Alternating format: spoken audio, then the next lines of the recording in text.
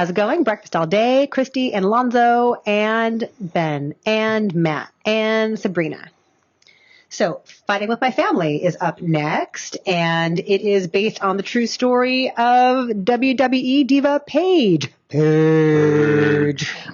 will you tell us about this? So Stephen Merchant directed this movie. It's based on the documentary The Wrestlers Fighting with My Family, which is the story of Paige, a.k.a. Soraya Beavis, and her rise to, or her kind of training and then rise to fame in the WWE. She comes from a wrestling family.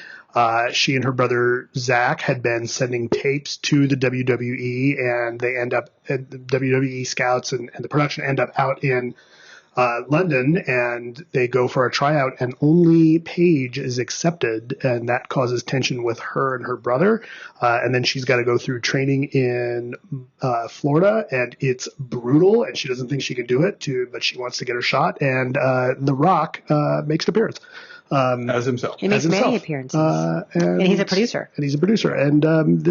I really like this movie. I was really surprised at how much I really like this, and I'm not sure why. I think it's easy to write off professional wrestling for a variety of reasons, and rightly or wrongly, without really paying attention to the fact that it is still so popular and so many people watch it. And this movie works really well. I think the actress that plays Paige, Florence Pugh, is amazing. Lady Macbeth, is really, really, really good in this.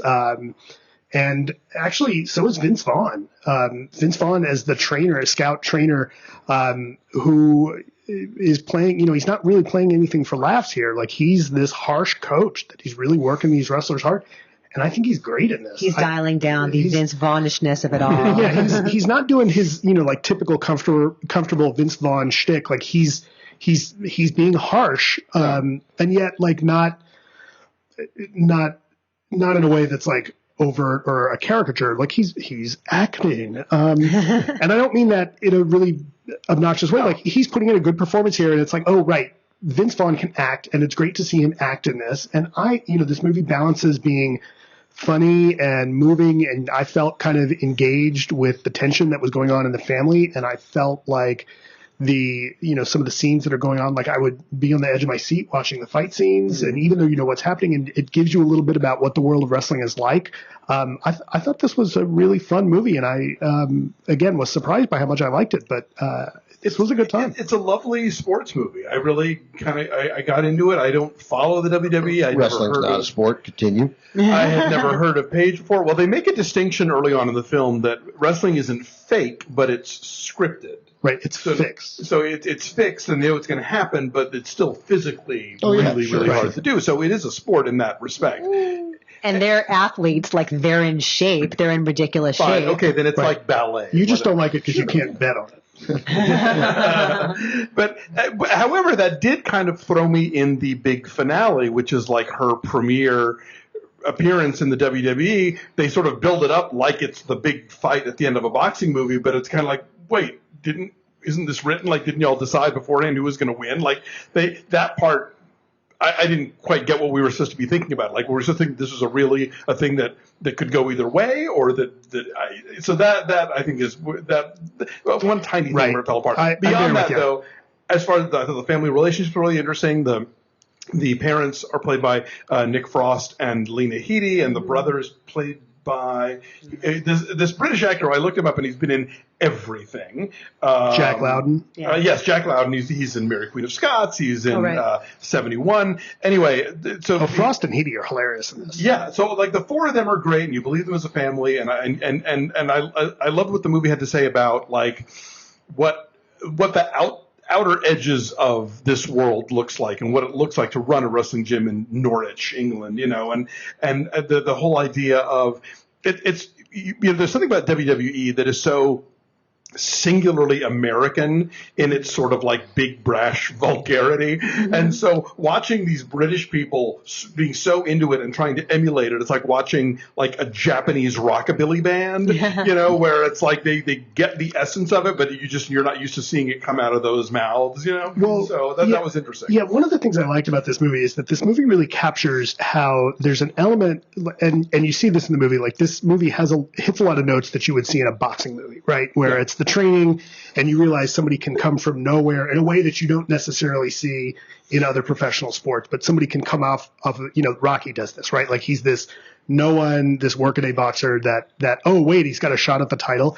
And that happens with her to a certain extent, but yet there's also this side of like showmanship that they keep hitting on. Yes. And is germane to the plot, in that, you know, one of the things that Paige has to overcome is her willingness to really, like, her stage fright. Like, she's got to get past, like, she's got to be able to work the crowd and really be there. And she's got to abandon her. Like, yes, she understands what wrestling, you know, like you learn about receipts, for instance, which is something that I never knew about, right? Like she hits somebody and it's, well, you do a receipt because if they miss a mark, that's how you teach them. And she gets blowback for that.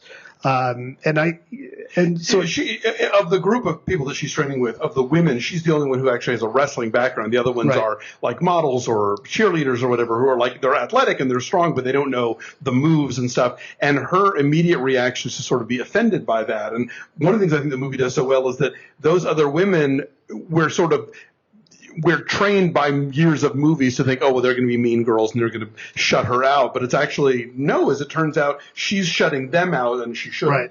Yeah, they're, that relationship with the other girls, the more traditionally pretty, like all-American blondes, is one of many, many examples here of how this movie offends your expectations of a sports movie. Because it looks like pure formula. And it has the elements of pure formula. The training montage. Yeah. Right. And again, like she comes from nothing, and she's scrappy, and but she's got heart. And to call the family, and I can't do this. Yeah. And, I mean, she like, works her way up. You could map Rudy to this. Yeah, and and then, you know, and Vince Vaughn is there to like push her and be the tough coach and be demanding of her. And it's got all of the kinds of characters and the kinds of elements that you expect. But yeah, the thing with the other girls, or the other women rather, is one of many examples of how it keeps surprising you. And there's like a scruffiness to this movie that I really like. It is the opposite of a glossy, feel-good sports movie, and yet you feel really good walking out of it. Florence Pugh is a major star. I don't know if you guys saw Lady Macbeth. She's so incredible. Have you seen that? I need to. Oh my God, you guys. She's the complete opposite of this character. She is, she's quietly powerful and just like devastatingly so. And she takes power, and it's chilling to watch. She's not, you know, a feel-good character at all. And to see that she's got a really complicated indie drama in her, and what is very traditionally a big feel-good kind of sports movie, she's got it all in her. And so maybe people will now know who Florence Pugh is. And this is I'm glad you brought that up, because this is an interesting role in which that she plays a character who she's, you know, to Ben, one of the things I think about when Ben talks about people who are good at their job doing their job well. And she's really, like, she knows wrestling. She's really good at it, but she knows her version of that. And what the WWE does is a little bit different. And she's got to leave some of that, and that matches up with her lack of confidence. Like, that aggravates her lack of confidence in other places. And I found that really fascinating. I thought, you're right, she's got a great performance. And the movie, you know, it keeps moving along in such a way that, you know, it hits all the notes, and look, like, you know, Paige ends up being a star, but I like this movie a lot. And for a movie that's produced by the WWE, clearly intending to sell the WWE and to sell Paige as this, you know, product, it worked. It does, but I think the movie also is very honest about, like, I think through the Vaughn character, how hard it is, how the kind of career you can have if you're not a star, and what that can do to your psyche and your body and all that stuff. We get a few examples of that, right? Like, there's the older brother. Yeah. There's, you know, the story Vaughn tells, and so it's not all like roses and champagne. It can chew you up and spit you back out again. What was I gonna say? I totally forgot. Oh, I knew nothing at all about wrestling, by the way. Or I'd never even heard of Paige walking I into did this. not either. But I tweeted at Dave Schilling, who, you know Dave Schilling, Yeah. Ben, longtime sports writer, culture writer, and he's a massive wrestling expert. Really smart guy. He is, and he tweets about wrestling a lot. So I tweeted him yesterday. I said, "You've got to tell me what you think about this movie because your opinion is the only one I trust on this." And he said it was really good. Like it took like tiny tweaks of the Page story and changed them slightly, Sure. but pretty much was very true to it. During the credits, you will see Clips from, I guess, the documentary. actual footage in which they recreate like word for word with like the same hair colors and Right. the same camera angles and the same clothes, and so there's an attention to detail to getting that life right. But he said it for him it was like top 5 wrestling movie. Wow. There's this is somewhat of a secondary consideration, but there's a real interesting chemistry between Lena Headey and Nick Frost. Is that how you say her name? It's not Lena Headey. I don't know. I I think it might be Headey. I was reading it wrong my whole life. Then sorry, I'm Lena. not sure. It's Headley. I don't know. But yeah, but they're fun. Blazing Saddles. They're fun together too. Yeah. Yeah, I would love to see some kind of movie with them as a couple, as a whole set. I mean, not necessarily those characters, but they had a really interesting chemistry that I thought was fun. Right. It's fun to see her like badass with the tats and the Right. lip ring and the pink hair and Yeah. like the metal shirts and Right. yeah, it's a very different role for her. But yeah, they have a really a fun chemistry with each other, those two. And if you are a fan of, hang on, before we start getting her name right, British comedy great Julia Davis. She has a brief appearance in a couple of scenes as Merchant's wife. Oh, right. Yes, Oh, Stephen yeah, Merchant is this- in this too. It was Right, pretty the, funny. the scene with the potential in-laws. Headey. Thank you. Yeah, Is Headey? yeah. The potential Merchant and Davis is the brother's girlfriend's parents. Right. Are very fun. Yeah. Anyway, so we all liked it. My number's a 7.9. I also said 7.9. I'm going to change my number. No! 7.9. Okay, thank you. That makes I was a little worried there. 7.9 is our number. It is at 91% on the tomato meter. So I think it might be just limited this weekend, but when it reaches your part of the world, please go check it out. Yeah. Follow us at BFast All Day on Twitter, Instagram, and Facebook. Leave us a 5-star review at Apple Podcasts or subscribe at any of the other podcatchers like Spotify or Google Play or CastBox or Podbean. And, of course, subscribe here on YouTube and leave us a thumbs up. Thanks for watching. Bye. Page.